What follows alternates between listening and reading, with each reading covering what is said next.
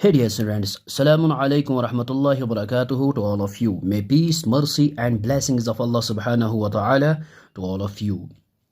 Dear friends, previous lecture में हमने discuss किया था लेक्चर नंबर 5 में example number 7 and example number 8 और इस लेक्चर में हम यानी लेक्चर नंबर 6 में हम डिस्कस करेंगे example number 9 and example number 10. Okay, तो एग्जाम्पल नंबर 9 है हमारे पास. Discuss the continuity of the function f defined by, ये है हमारे पास function f of x 1/x and x is not equal to 0. Okay, ये हमारे पास जो फंक्शन है ये डिफाइंड है एवरी रियल नंबर पे. ओके, लेकिन ज़ीरो पे ये डिफाइनेड नहीं है, ये वहाँ पे नॉन डिफाइनेड है. ओके, अगर हम यहाँ पे इसकी ज़ीरो पे देखेंगे एफ ऑफ, अगर हम पुट एक्स करेंगे ज़ीरो को तो ये हमारे पास बन जाएगा 1/0 which is equal to infinity. So non defined, तभी तो इसने यहाँ पे लिखा है x is not equal to 0, क्योंकि ये एक नॉन डिफाइनेड फंक्शन बन जाती है हमारे पास, यानी इनडिटर्मिनेट जब हम एक्स पुट करेंगे ज़ीरो को. ओके, तो ये ज़ीरो के बगैर जितने भी रियल नंबर्स है वहाँ पे ये फंक्शन डिफाइनेड है. ओके, अब हमें ये चेक करना है क्या ये कंटिन्यूस है या नहीं है. ओके, और हम इसकी डोमेन से एक पॉइंट लेंगे सी, लेकिन वो ज़ीरो के बराबर नहीं होना चाहिए, क्योंकि जब हम ज़ीरो लेंगे तो ये फंक्शन नॉन डिफाइनेड है. ज़ीरो के अलावा हर एक रियल नंबर पे ये फंक्शन जो है डिफाइनेड है. ओके, तो हम यहाँ पे लेंगे एक positive non zero number integer हम लेंगे यहाँ पे. Let c be any non zero real number. ठीक है, that is c is not equal to 0. तो एक हम इसके डोमेन से एक पॉइंट लेंगे सी, वो नॉन ज़ीरो होना चाहिए. Okay, that is not equal to 0, क्योंकि ज़ीरो के ऊपर ये फंक्शन जो है नॉन डिफाइनेड है. अब हम यहाँ पे वैल्यू ऑफ फंक्शन पहले फाइंड आउट करेंगे. तो हम एफ ऑफ सी यहाँ पे लिखेंगे. एफ ऑफ सी किसके बराबर आएगा, यहाँ पे 1x की जगह हम यहाँ पे सी पुट करेंगे. तो ये this is the value of the function. Now limit of function क्या है हमारे पास, limit x approach to c f of x which is equal to limit x approach to c, और हमारे पास जो फंक्शन है वो है 1/x, और यहाँ पे 1/x की जगह हम c पुट करेंगे. So value of limit of function and value of function ये दोनों इक्वल है. So this function is continuous. तो ये फंक्शन जो है ये कंटिन्यूस, और c हमने आर्बिट्री पॉइंट लिया है, कोई भी इसकी डोमेन से हमने कोई भी आर्बिट्री पॉइंट लिया है, लेकिन ये ज़ीरो के बराबर नहीं है. तो इसका मतलब ये है कि ये जो फंक्शन है ये कंटिन्यूस है every point in its domain. Okay, जो भी इस फंक्शन की जो हम डोमेन लेंगे तो हर एक पॉइंट पे ये जो फंक्शन है कंटिन्यूस है, लेकिन सिवाय ज़ीरो. तो zero is the only point of discontinuity. तो हम यहाँ पे लिखेंगे limit x approach to c f of x is equal to f of c. So this function is continuous. तो हम यहाँ पे लिखेंगे therefore f of x is continuous at x is equal to c. Okay, so this function is continuous. और हम यहाँ पे ये भी लिख सकते हैं दिस फंक्शन जो है ये कंटिन्यूस है for every real number.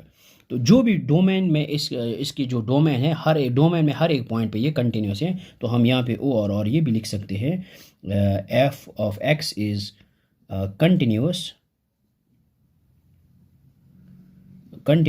Eight every point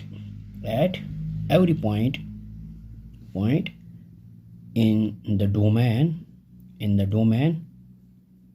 domain of f. Okay, function की जो डोमेन है हर एक पॉइंट पे ये कंटिन्यूस है. So this is continuous at every point in it is domain.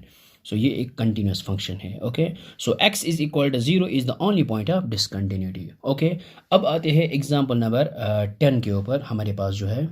No next example जो हमारे पास है example number 10. Discuss the continuity of the function f defined by f of x equal to this. ये function हमारे पास है x + 2 if x is lesser equal to 1 and x - 2 if x is greater than 1. ये हमारे पास जो function है ये डिफाइंड है पूरी रियल लाइन पे. ओके, तो यहाँ पे हम सबसे पहले इसको हम इस तरह से लिख सकते हैं. तो ये हमारे पास 1 है, तो हमें कंटिन्यूटी चेक करना है 1 के ऊपर. ओके। तो 1 से जब हम ग्रेटर की तरफ जाएंगे तब हमारे पास जो फंक्शन डिफाइन है वो है x-2। ओके, यहाँ पे है जब x इज़ ग्रेटर देन 1 तब हमारे पास जो फंक्शन डिफाइन है वो है x-2। ओके, और ग्रेटर 1 2 के ऊपर आप देखोगे या 3 के ऊपर आप देखोगे या इनफाइनाइट जितने भी 1 से ग्रेटर जितने भी infinite number of real numbers है तो वहाँ पर हमारे पास जो फंक्शन डिफाइन है वो है x-2 हर एक पॉइंट पर। ओके, लेकिन ग्रेटर देन 1। तो जब हम 1 से नेगेटिव की तरफ जाएंगे, ये x is lesser equal to 1, तो नेगेटिव की तरफ जाएंगे तब हमारे पास जो फंक्शन डिफाइंड है वो है x+2। ओके, तो 1 से नेगेटिव की तरफ जाएंगे इंटीजर में, तो 1 से नेगेटिव 1 से पहले जो इंटीजर है वो है 0 और 0 से पहले जो इंटीजर है वो है -1। तो हर एक वैल्यू पे जो फंक्शन डिफाइन है वो है यहाँ पे x+2। ओके, यानी इनफाइनाइट तक, -इन्फिनिटी तक जाएंगे हम तो फंक्शन जो हमारे पास डिफाइन है वो है x+2। तो ये पूरी रियल लाइन के ऊपर ये फंक्शन जो है डिफाइन है। और जब हम इक्वल की तरफ जाएंगे x इज इक्वल टू 1 तब भी हमारे पास फंक्शन जो है यही डिफाइन है x+2। ओके, तो 1 से पॉजिटिव की तरफ जाएंगे तब हमारे पास जो infinite number of real numbers आते हैं तब हमने कौन सी फंक्शन यूज़ करनी, ये वाली x-2। जब हम 1 से नेगेटिव की तरफ जाएंगे नेगेटिव रियल नंबर्स में तो तब हमारे पास जो फंक्शन डिफाइन वो है x+2। और इक्वल की तरफ जाएंगे ये इक्वल टू तब भी हमारे पास फंक्शन जो डिफाइन है x+2, क्योंकि यहाँ पे x is less or equal यानी 1 इंक्लूड है, तो 1 इज इंक्लूडेड, 1 के ऊपर भी फंक्शन जो डिफाइन है वो है x+2। अब हमें यहाँ पे कंटिन्यू चेक करना है at x equal to 1। Okay, so हम यहाँ पे क्या लिखेंगे, सबसे पहले हम तो डायरेक्ट हम सोल्यूशन यहाँ पे लिखेंगे।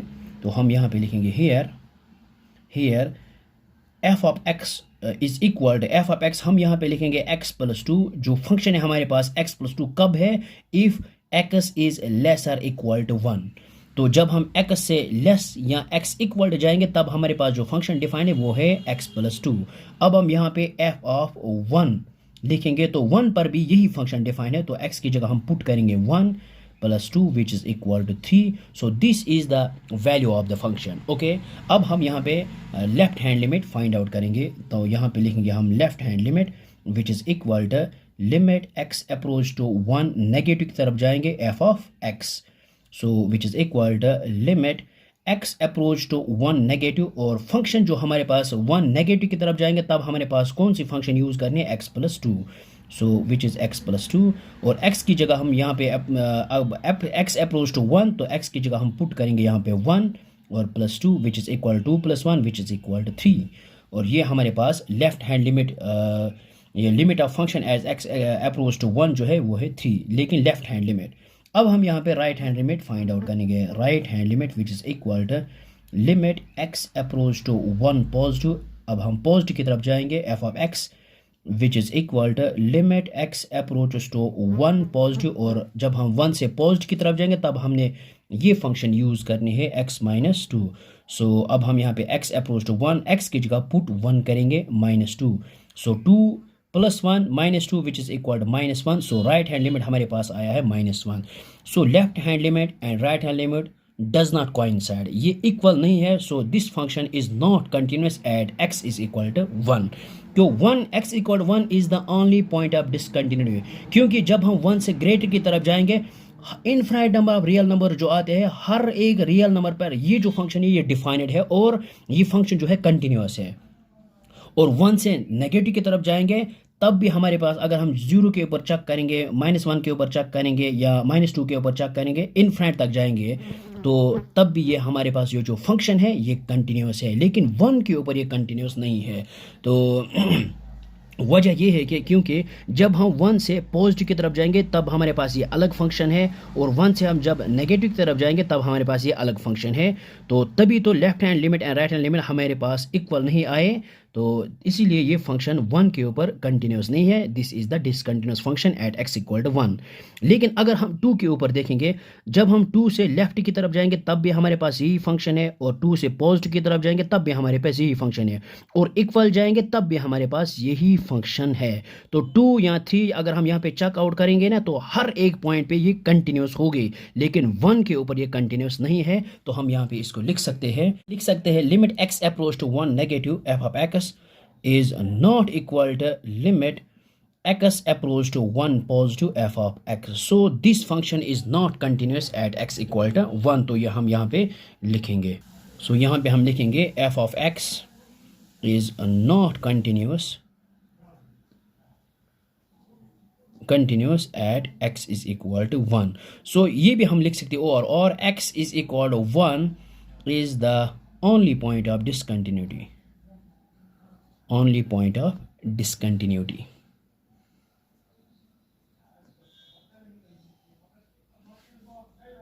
So x is equal to is the only point of discontinuity of f. Okay, बाकी हर एक पॉइंट पे ये कंटिन्यूस है. यहाँ पे ये डिस्कंटिन्यूस क्यों है? क्योंकि left hand limit and right hand limit does not coincide. So this function is not continuous at x equal to 1. बाकी ये तमाम फंक्शन तमाम पॉइंट्स के ऊपर कंटिन्यूस है. आई होप कि आपको ये समझ में आया होगा. ये 2 एग्जाम्पल जो हमने किए हैं बहुत ही आसान है. Thanks for watching this video.